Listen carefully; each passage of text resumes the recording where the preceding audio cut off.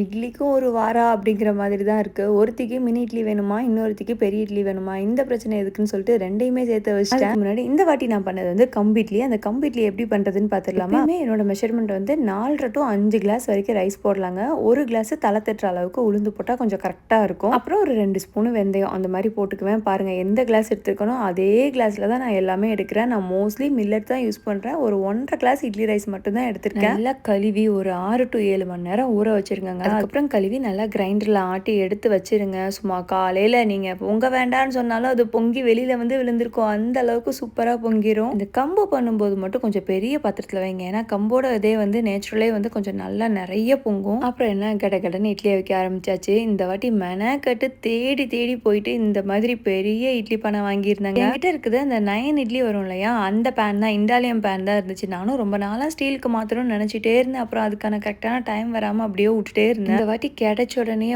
ஆளாக தூக்குடா அப்படின்னு சொல்லிட்டு தூக்கியாச்சு. ஏன்னா எல்லா பிரச்சனைக்கும் ஒரே சால்வ் ஆயிடுச்சு. இதில் ஸ்டீமர் இருக்கு, மினி இட்லியாக வச்சுக்கலாம், நார்மல் இட்லியாக வச்சுக்கலாம், வேணா நம்ம அதில் இடியாப்பம் மாதிரி கூட ஊற்றிக்கலாம். அந்த மாதிரி ஆப்ஷன் இருந்ததுனே சரின்னு சொல்லிட்டு பார்த்த உடனே பிடிச்சி வாங்கிட்டேன். நார்மலாக நிறைய பேர் வந்து நம்ம என்ன திங்க் பண்ணுவோம்னா, ஸ்டெயின்லெஸ் ஸ்டீலில் இட்லியை வச்சு அது எப்படி ஒட்டாமல் வரும் அப்படிங்கிற மாதிரிக்கு. அதெல்லாம் சூப்பராக வருதுங்க. கண்ணு முன்னாடி இங்கே எடுத்து காமிக்க பாருங்க. சும்மா அப்படியே பஞ்சு மாதிரி குதிச்சிட்டு வந்துச்சு. துணி போட்டு அவிக்கிற இட்லி நல்லா தான் இருக்கும். பட் ஆனால் அது ரொம்ப வேலை. இதுனா ஈஸியாக அப்படியே நம்ம டக்குன்னு வேலையை முடிச்சோமாங்கிற மாதிரி இருக்கும். மினி இட்லி பாருங்க, சும்மா ஜம்ப் பண்ணிட்டு ஓடுது. இந்த மாதிரி கம்பு இட்லிக்கு வந்து நல்ல காரம் சாரமான சட்னி அரைக்கிறோங்க. நான் அதனால வெள்ளைப்பூடு வெங்காய சட்னி தான் அரைச்சிருந்தேன். நிறைய ரெட் சில்லி பச்சை மிளகா போட்டு சாப்பிட்றது கூட 2 இட்லி கேட்டு வாங்கி சாப்பிடுவாங்க. ஸ்மைலி ட்ரை பண்ணி இது ஏதோ குரங்குட்டி மூஞ்சி மாதிரி வந்துருச்சு. இந்த இட்லி பானை எங்க வாங்கினீங்கன்னு கண்டிப்பா எனக்கு தெரியும். ஸோ அதுக்காகவே வீடியோல இன்க்ளூட் பண்ணிட்டேன். நம்ம ப்ளூபெரிஸ்ல தாங்க வாங்கியிருந்தேன். நான் வாங்கினது கோப்ரால இருக்கிற ப்ளூபெரி பிரான்ச்ல. இவங்க கிட்ட மொத்தம் 3 பிரான்ச் இருக்கு. அவென்யூ ஸ்மால், மாலஃப் மஸ்கட், அப்புறம் கோப்ரா பிரான்ச். ஸோ அங்கே இட்லி பானை வாங்க போன இடத்துல என் கண்ணு சும்மா இல்லாமல் இந்த மாதிரி செராமிக் ஐட்டங்களும் தேட ஆரம்பிச்சிருச்சு. பிறகு சும்மா இருப்போமா, அதையும் சேர்த்து வாங்கிட்டு வந்துட்டேன். இது வரைக்கும் யாரும் நீங்கள் போகலன்னா கண்டிப்பாக ஒன்ஸ் போய் செக் பண்ணி பாருங்கள். ப்ளூபெரி அவங்களுடைய கலெக்ஷன்ஸ் எல்லாமே ரொம்ப டிஃப்ரெண்ட்டாக இருக்கும். ரேட்டுமே கொஞ்சம் நல்லா கரெக்டாக நம்ம இந்தியாவில் வாங்கினா எப்படி இருக்கும் அந்த மாதிரி இருக்குங்க. ஸோ நம்பி வாங்கலாம். எனக்கு இவங்களோட ப்ராடக்ட் எல்லாமே ரொம்ப பிடிக்கும். நான் சொன்ன மாதிரி இட்லியும் வச்சுக்கலாம், ஸ்டீமும் பண்ணிக்கலாம், இடியாப்பம் கூட பண்ணிக்கலாம். ஸோ அந்த அளவுக்கு ஒரு நல்ல ப்ராடக்ட். ஸோ கண்டிப்பாக இந்த வீடியோ உங்கள் எல்லாருக்கும் யூஸ்ஃபுல்லாக இருந்துக்குன்னு நினைக்கிறேன். Thank you so much. பை.